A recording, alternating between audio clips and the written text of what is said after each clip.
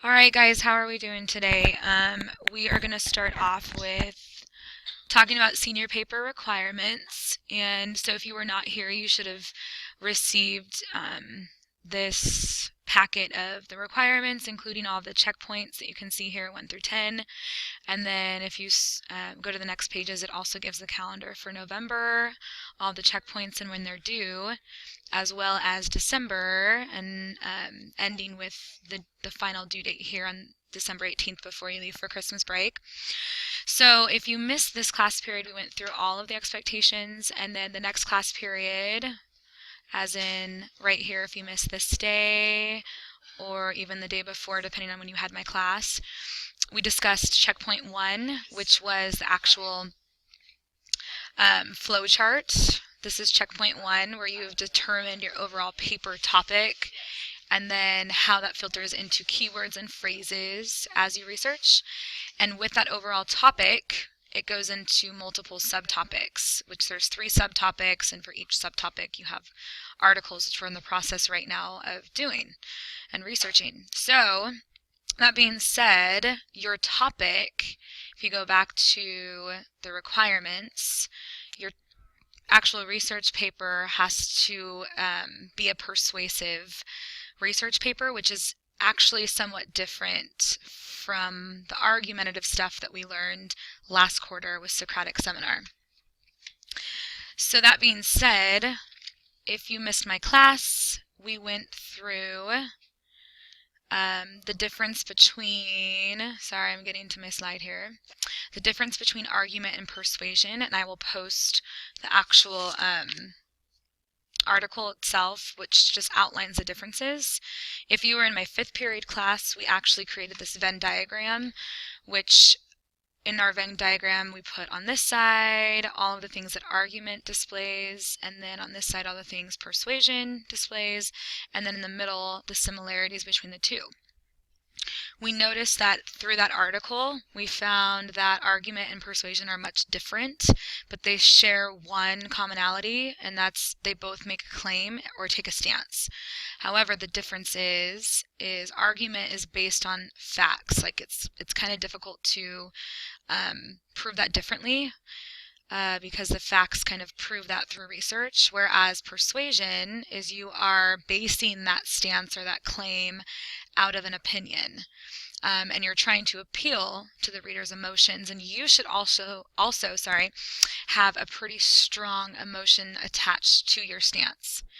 And then if you go through the bullet points, you can see how these two differ. So the argument is usually you're disagreeing pretty angrily with another person. It proves if you're arguing something that something is true or correct, and you have to look at both sides of an issue. The buzzwords we used last quarter were claim, reasons, evidence, and counterclaim, addressing the counterclaim to build an argument, whereas persuasion is kind of more emotionally driven. You're trying to get somebody to do something or believe something and act in a different way, and you're trying to change their opinion. The cool thing about persuasion is you are just focusing on one side. It's a one-sided argument in a sense, so you don't have to address the other side. But how they coincide together is that you're utilizing argument to build your persuasion. So they're kind of like 2 in 1, basically. But persuasion is more opinion-based. Okay, so that's where we started. We wanted to make sure that we understood that your senior paper has to be persuasive, and that you can make a stance based on opinion. And the cool thing is you also get to choose the research that you want. You get to pick and choose what research you want to utilize to persuade your reader. So that's kind of interesting. So from this point, we wanted to make sure that we understood that our topic has to be persuasive. And I also asked a series of questions like, should public schools require that all students wear uniforms? Or should marijuana be legalized? Should this happen, or whatever? And we had students take a stance on those, and just showing how when you are choosing your topic, you want to be able to take a stance on what your topic is. So from here, we went to discussing requirements for choosing a topic. And I use this little acronym called ROASTs, and that's basically the whole idea that your topic should be relevant to what's going on currently. So it should be kind of a relevant topic. You don't want to do something that's been overdone or that's outdated or that has a lot of research papers already written on it. You want it to be obtainable through research for the O. You want to make sure that you can obtain information, that it's not too difficult to get, or that there's not or that like research is limited, I guess, in that sense. So you want to make sure that it's something that you can obtain. You also want it to be ambitious, sophisticated, and thought-provoking. So ambitious meaning you want to challenge yourself, sophisticated meaning that you want to make sure it's rigorous in some way, that you're sophisticated in your thought process, and that it's thought-provoking, that your reader actually thinks about a topic differently, or that it makes them think about something differently as a result of you writing it. And then specific in the sense that if it's too broad and you don't have a direction, hence the whole subtopics here. If it's too broad up here and you don't have subtopics below that are specific, it's going to be very difficult for you to narrow down your research. Let me get back to this page. So that is kind of just like a check for yourself. It's the check I always go through when I'm figuring out what it is I want to research or what topic I want to tackle. So from there, I took you guys through a series of brainstorms, because brainstorming absolutely helps you realize what you're interested in, or just opens up ideas for potential research. So the first thing I had you guys brainstorm was anything that you're passionate about. So list things that you love or that you're passionate about, because you're going to be stuck with this topic. Not just all quarter, but you're going to have to revisit it and provide a whole speech about it. You're going to work with it all fourth quarter as well. So if you want to take the time right now just to take like 1 minute and just list anything you're passionate about, you should probably do that right now. So pause and brainstorm. Or you can look at my list as well. So here's the list I came up with. From here, after brainstorming that, we shared out and shared our lists. We went to our brainstorm number 2, which was making a list of people you admire, people who interest you, or people who baffle you or confuse you in some way. Some that I had up here you can see: Oprah, John Wooden, Michael Jordan, Martin Luther King, Lincoln, Hitler, Charles Manson, just anybody who's interesting. And what's cool from this point is based on like the people you're interested in, not necessarily that you're researching on those people, but maybe you're finding connections about things they've accomplished, or maybe you're interested in them for a specific reason, and maybe that reason is going to lead you to a certain topic. So just sometimes brainstorming people absolutely helps as well. So if you want to do that, go ahead and pause and take a minute to brainstorm people. From there, we went to brainstorm number 3, where we made a list of things that bug us in the world, things that you don't understand, pet peeves you might have, or problems in the world around you. So the cool thing about research is problems in the world often make good topics. So I listed here a bunch of different problems or things that I wish could be fixed or wish I had an answer to.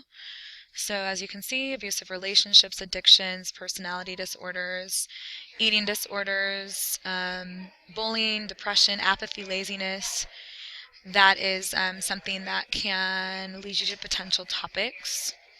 Something that I'm also currently interested in is school violence as a result of the UCC shootings.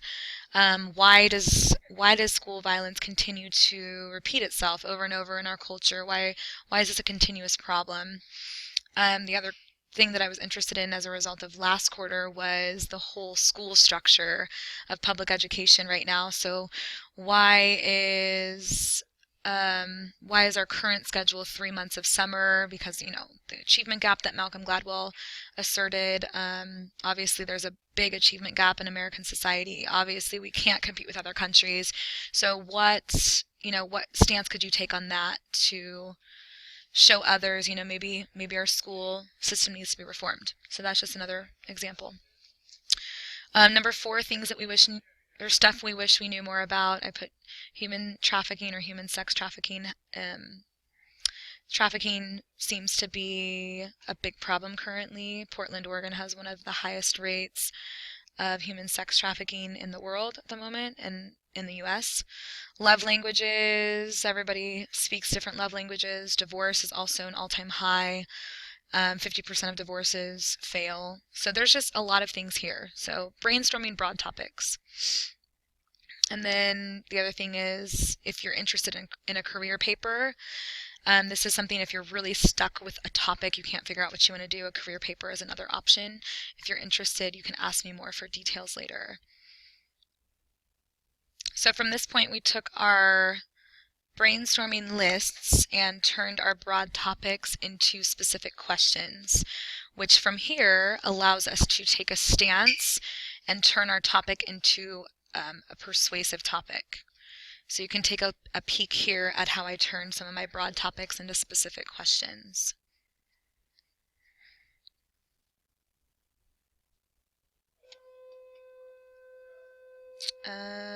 There's a pretty picture, but I'm pretty sure at that point we were done with topics. Once I got an idea of some questions, then I returned to my flowchart and put my overall paper topic here. So if I said, for example, like school violence,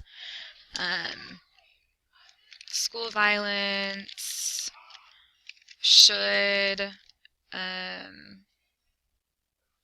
let's see, should schools amp up security to protect students and teachers?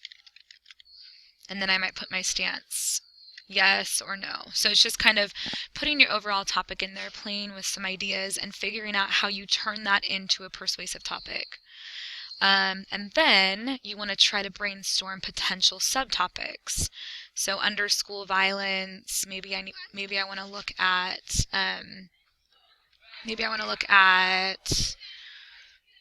factors that contribute to school violence. So we should consider the following factors as a result of school violence. Maybe I want to look at bullying.